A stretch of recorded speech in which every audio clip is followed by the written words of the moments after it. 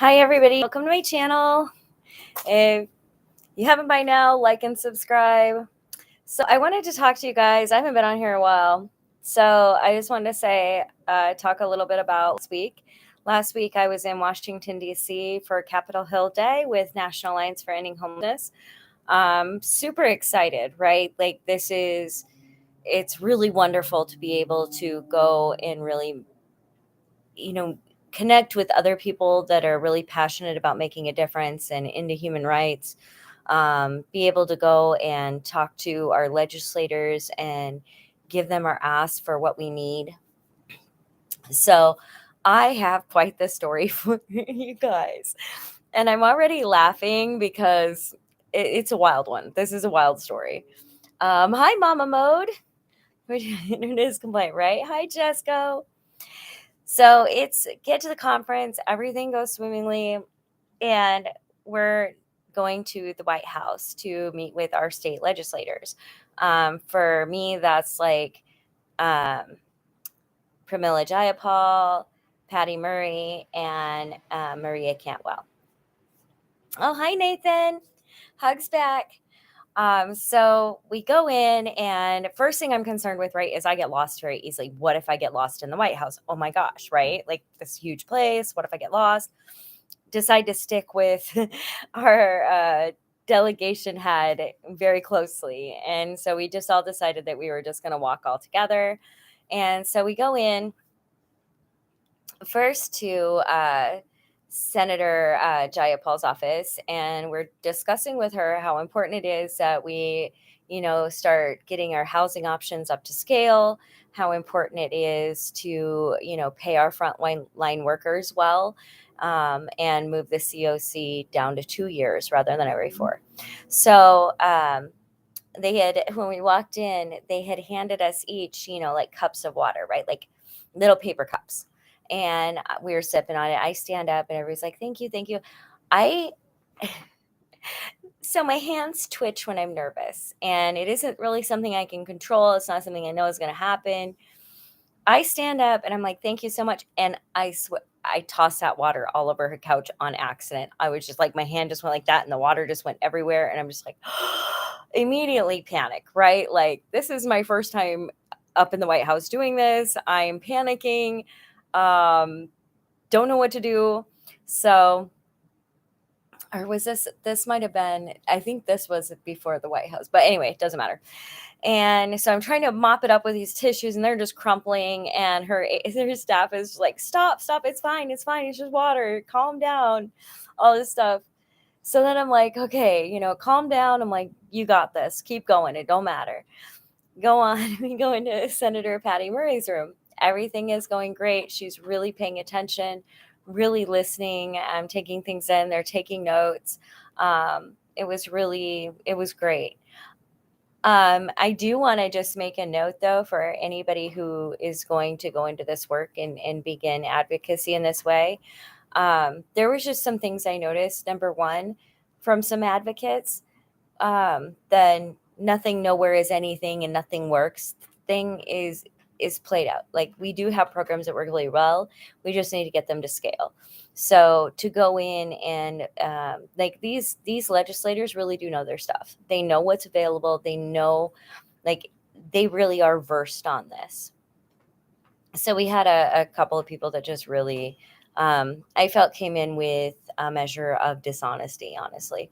And so I just say, if you are advocating, know your stuff, know what's out there, know where the barriers are, know where we need capacity, where we need to enhance services. But going in there with a defeatist attitude, like we're all screwed and things like this, it doesn't promote going farther, right? So we are in, hi, June. Thank you. So we go in, everything goes well. We're getting up for pictures, right? And so I'm like, let's line everybody up according to height. I'm a shorty McForty, so I stay in the front. You know, there's a lady, from one of our delegations, she's behind me. And so we're all lining up. And apparently the lady behind me thinks that the staff wants her to move the chair that I have just seen and am planning to sit on. So, me, I sit down with the full confidence of a woman who thinks a chair is underneath her butt, and there was not. I hit so hard, you guys, that my hot pink tennis shoes just came up in the air and slammed back down. Whoo! I actually thought, like, because I was twisted, right? Because I come down and when I sit, I usually put my hand down and then sit. But I lost, and so I kind of twisted. I thought I'd broken my ribs. It took me a minute to like self-assess and make sure like I everything's fine, that I'm not broken. Um, and I'm just so embarrassed, right? Because the biggest hit isn't to my body, it's to my pride. And I can feel like my eyes start to tear up, and I'm just like, oh, everybody's like, "Are you okay? Are you okay? Everything all right?" And I'm like, "Yeah, yeah, I'm fine. I'm fine." So I look at the staffers and I'm like, I need a restroom. Is there a restroom close by? They're like, yeah, it's down the hall. So I just kind of like quickly walk down the hall, go to the restroom, get into one of the stalls, bury my face in my hands and just sob for like a minute, just quietly sob, like hoping nobody can hear me. And I'm just like bawling my eyes out. And I'm like, I just at this point want to go home. I don't want to be here anymore. I am questioning all my life decisions.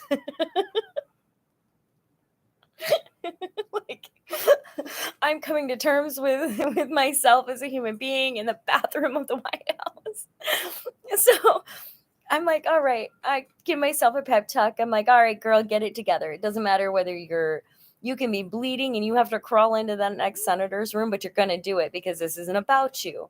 This is about the people you're trying to help. So it really doesn't matter. So I like take a deep breath and go, slip a little water on my face, even though like now, of course, it's like I've already cried and everything. So like my makeup is just there is no more.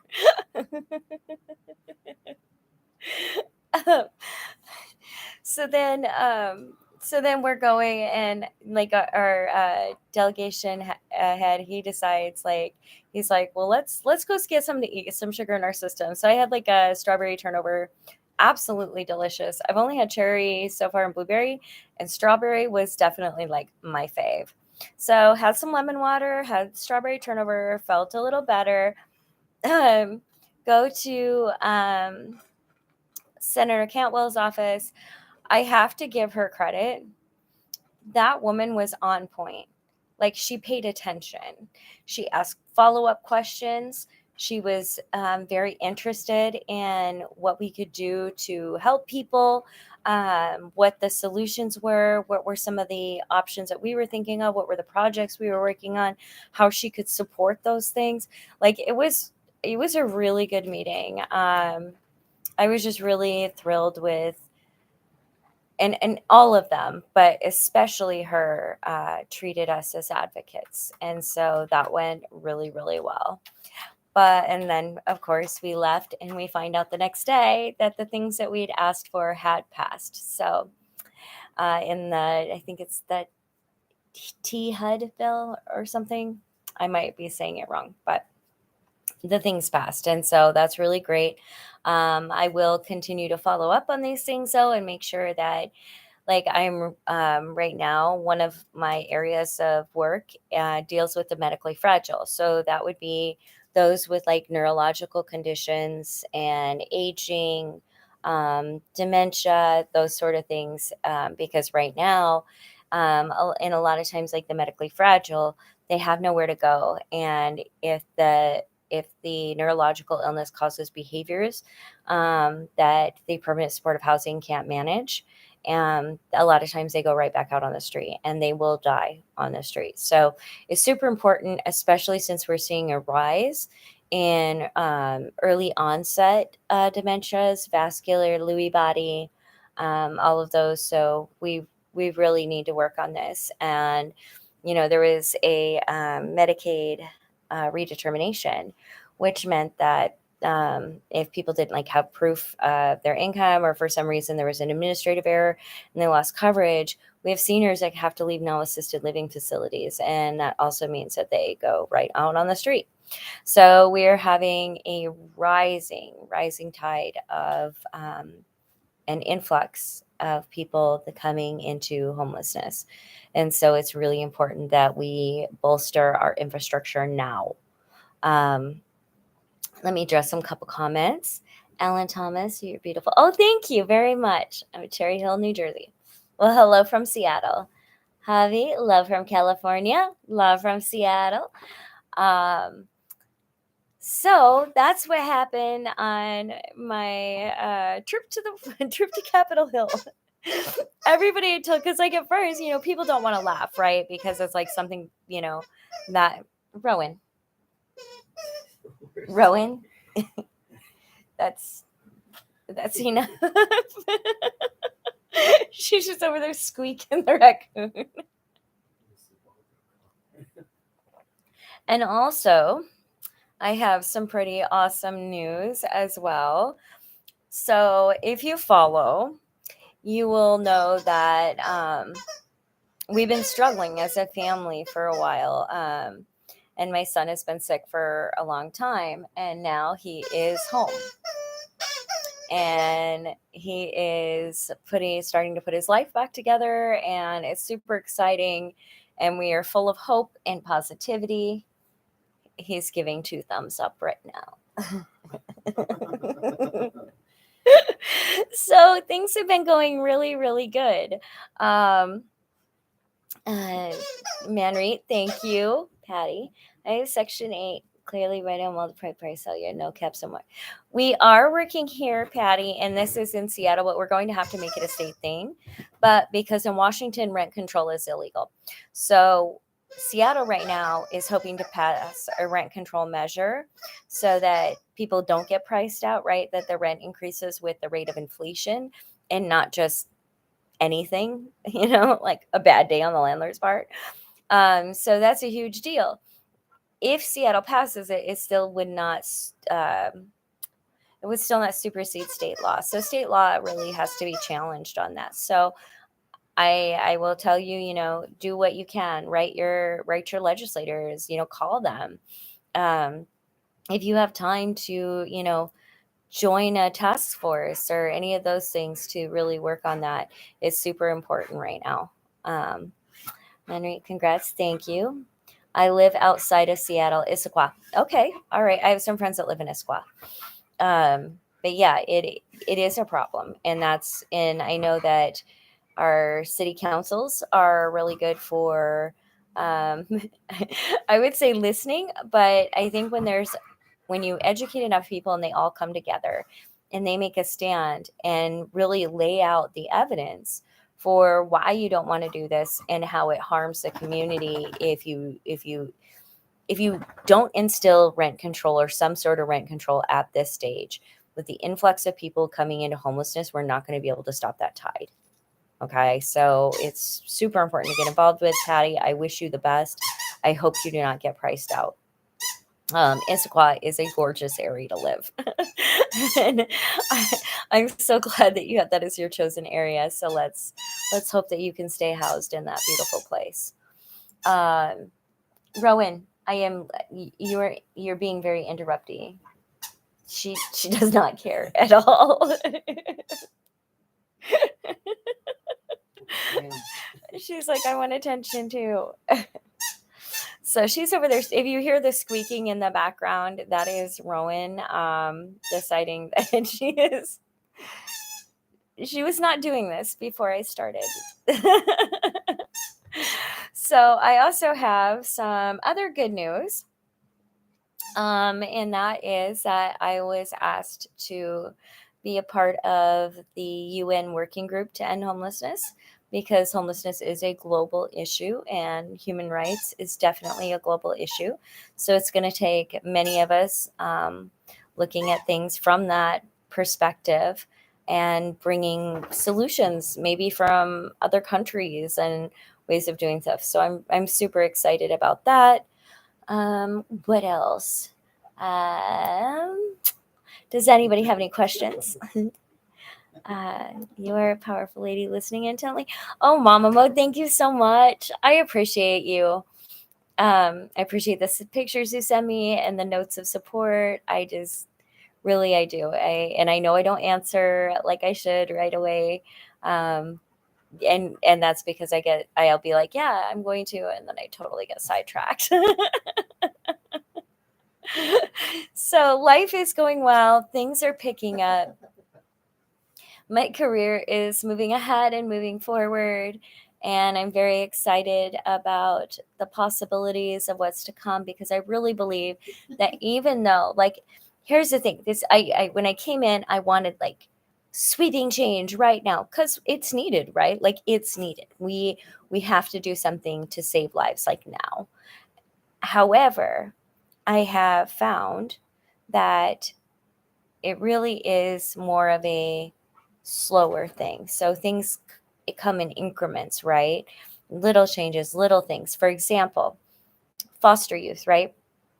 So I was a foster youth and I aged out. Kind of aged out. I ran away because I was pregnant with my son. And if I would have been in state care physically, then my son also would have been in state care. And I wanted a chance to parent my child. Crazy. But for kids that are aging out of foster care, they used to be given zero support, none, like a bag of this and go. Um, will you two quit roughhousing? What is going on?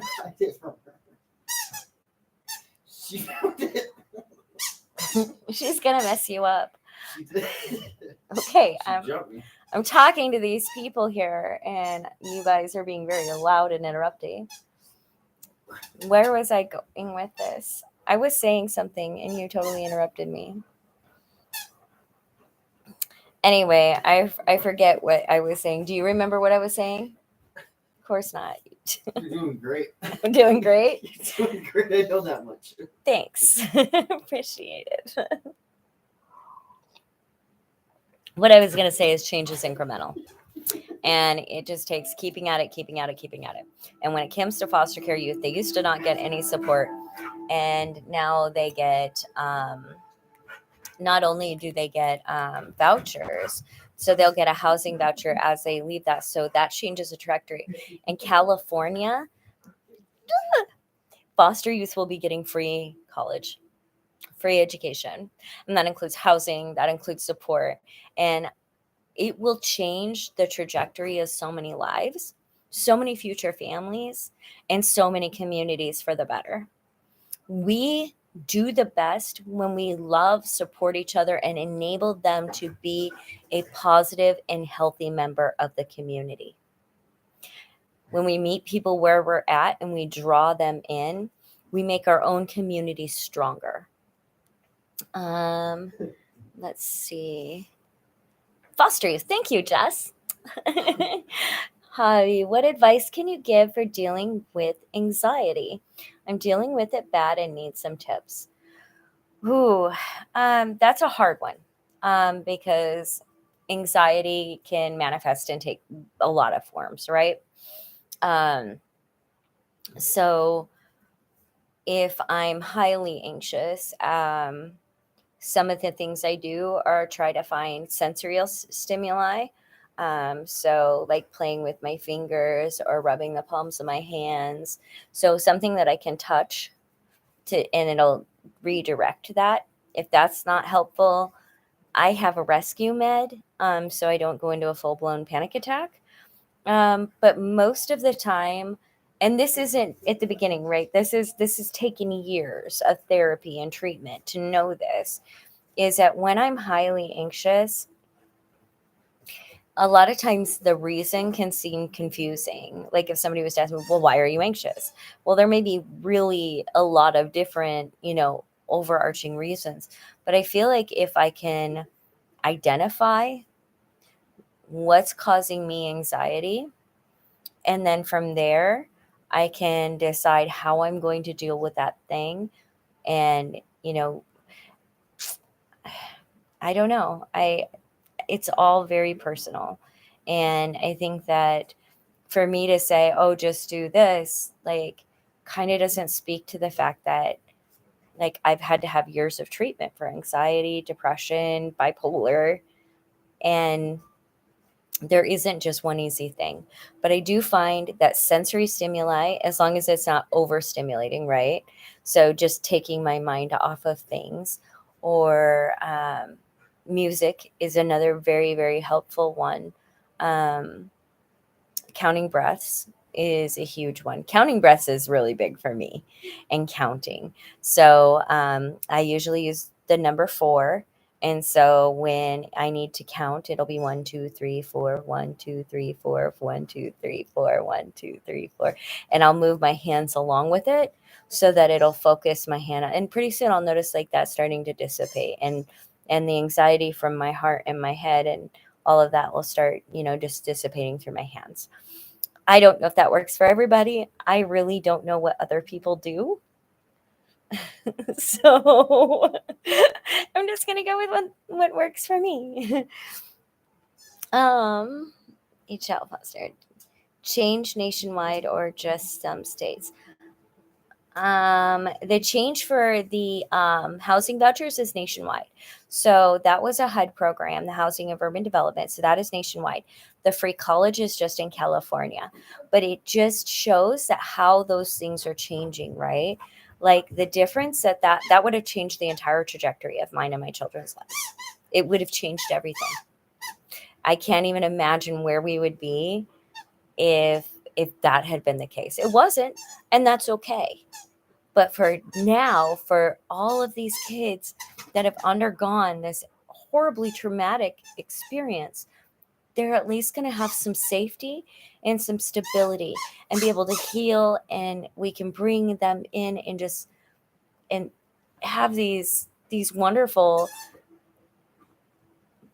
parts of people grow, and families will be healed, and generational trauma can be interrupted. Like that's huge. That's huge on a societal level, right? Um, Jose, hey, good evening. Many blessings from Philly. Hello. I mean, thank you so much. I've been afraid to ask about anxiety because I didn't want to be shut down. It's totally okay. I don't mind answering most questions. I suppose as long as it's respectful, and anxiety is something I think a lot of people deal with in varying degrees. And I think anxiety, if it's not crippling anxiety, can actually be really helpful to us.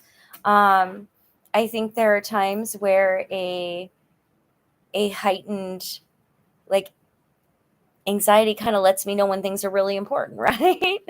If it's doing it right.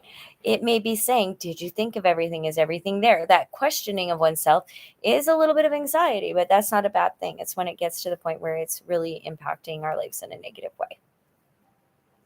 At least in my opinion, believe everything that I say like that. I just want you to know that it is coming from my experience with that, and it is definitely not all encompassing. Definitely look up, find other people that struggle with anxiety, and look at their coping mechanisms. I will say to everyone that I meet always that have a therapist. Have a therapist. Um, and the reason I say this is because it is really important to have a person to talk to that is not intimately connected into our lives, right? So it's that person that can look at what we're saying and look at our behavior and look at our actions and be like, "Hey, I'm seeing this, that, whatever this is, and let's work on some ways that, to correct some things to keep it go on." And so I am a huge supporter of therapy. I go to therapy once a week. That's what works for me. I have a pretty high stress life. The thing I say, a high stress life, it is and it isn't. Like my work is high stress, and it's high stress because it's high trauma. And anytime that you're dealing in situations where there's a lot of secondary trauma or moral injury, when you're seeing people go through like the worst moments of their lives, or die, or suffer immensely on a daily basis, it starts to wear on your heart a little bit. So I think it's really good to decompress and really work with a therapist to make sure that my whole self and my mental state is functioning optimally as well, so that I can do the best job I can for other people. My kids do a square thing. Oh, that's interesting. I wonder what that is. Like walk in a square? I think, and that's the thing though. I think it's really anything to interrupt the process of the anxiety, of the panic, of the, it could be grounded in fear. Um, I know that I don't even know anymore. Like I would have like years ago, if what had happened to me last week had happened just a few years ago, the anxiety that I would have felt would probably mean that I'd never leave my house again. But I think it says something that I did take. Yeah, I cried. I did cry. I didn't cry in front of people, but I cried. But I got back up and I did it. And I think that regardless of whether we do or don't have anxiety, I think our whole goal should be to be able to manage what is there. And if there's anxiety, be able to manage it and address it and learn how to live in a healthy manner despite it. Let's see. Javi Amanda's home is loving, nurturing, share. Oh, thank you so much. So yeah, that's really all I have to say. So for those of you who are new, again, please like and subscribe as always. And if you are looking for a way to support this channel in other ways, there are always links in the description. And that is always very helpful as well. Let's see. Good. I will tell my friend she and a friend have opened up a thrift store. Proceeds to help the aged out kids of our area. That is beautiful. I'm celebrating. I'm celebrating. Like, I look at all the times, right, that I've been vulnerable in my own life, and then I work with that, right? Like, it would be better. Like, we should treat people in a manner that would, that's healthy, right? That we want the best for them. We want the best for people.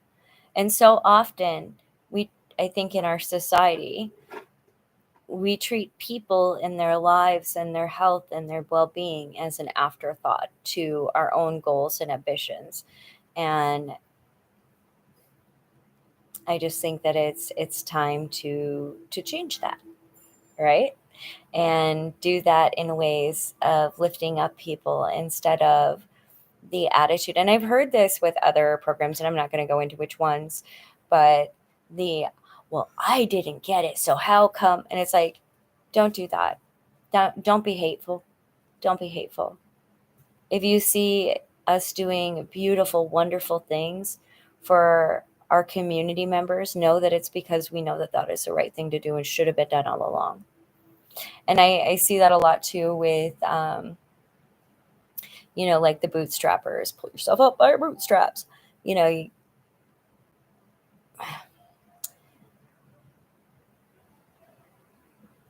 that is not a reality. It's not a reality. People need care. I don't know. I could go, like, I'm trying to end that little tangent because, like, in my head, I'm like, you could go on for 2 hours about this, and I don't want to. I just wanted to let you guys know what was going on, how wonderful it is, and that I had a great time. I feel kind of uncomfortable though. I have not been on camera so much that I feel like I'm not tracking my thoughts or coming across clear. And so just bear with me. Speaking of anxiety, I'm starting to feel a little now, mainly because I'm tired and I keep losing track of my thoughts. So, anyway, if you guys have any questions, please type them in. I'm always willing to answer them, and I appreciate your support and your love.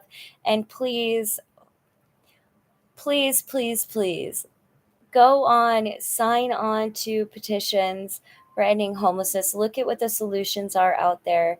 If you need to, go to National Alliance to End Homelessness's website or National Coalition to End Homeless's website or National Coalition for the Homeless, I'm sorry, their website, and just take a look around. They both have really good information on policies and data, why we have the solutions that we have and how they work. So check it out. It's pretty awesome. And I wish you guys all the best, all the love, and I will talk to you all later. Bye.